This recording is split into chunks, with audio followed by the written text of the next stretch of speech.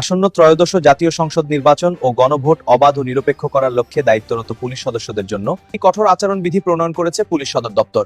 নির্বাচনী দায়িত্ব পালনকালে পুলিশ সদস্যদের জন্য 22 ধরনের কাজকে বর্জনীয় হিসেবে চিহ্নিত করে তা থেকে বিরত থাকার আনুষ্ঠানিক নির্দেশনা দেওয়া হয়েছে। সদর দপ্তরের একটি সূত্র জানিয়েছে, এসব নির্দেশনা অমান্য করলে সংশ্লিষ্ট সদস্যের বিরুদ্ধে বিভাগীয় শাস্তিমূলক ব্যবস্থা নেওয়া হবে। মূলত রাজনৈতিক নিরপেক্ষতা বজায় রাখা এবং জনমনে পুলিশের পেশাগত দায়িত্ব নিয়ে যাতে কোনো প্রশ্ন না ওঠে, সেই উদ্দেশ্যেই এই বিশেষ নির্দেশ জারি করা হয়েছে। পুলিশের এই বর্জনীয় কাজের তালিকায় সব ধরনের রাজনৈতিক পক্ষপাতিত্ব এবং ব্যক্তিগত সুবিধা গ্রহণের উপর কড়া নিষেধাজ্ঞা দেওয়া হয়েছে।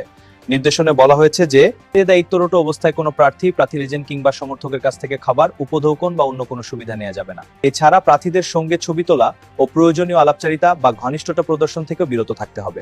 প্রিজাইডিং কর্মকর্তার অনুমতি ছাড়া কোনোভাবেই ভোটকক্ষে প্রবেশ করা যাবে না এবং ভোটারদের কোনো বিশেষ প্রার্থী বা প্রতীকের পক্ষে প্রভাবিত করা বা তাদের কাজে অযথা হস্তক্ষেপ করা সম্পূর্ণ নিষেধ করা হয়েছে।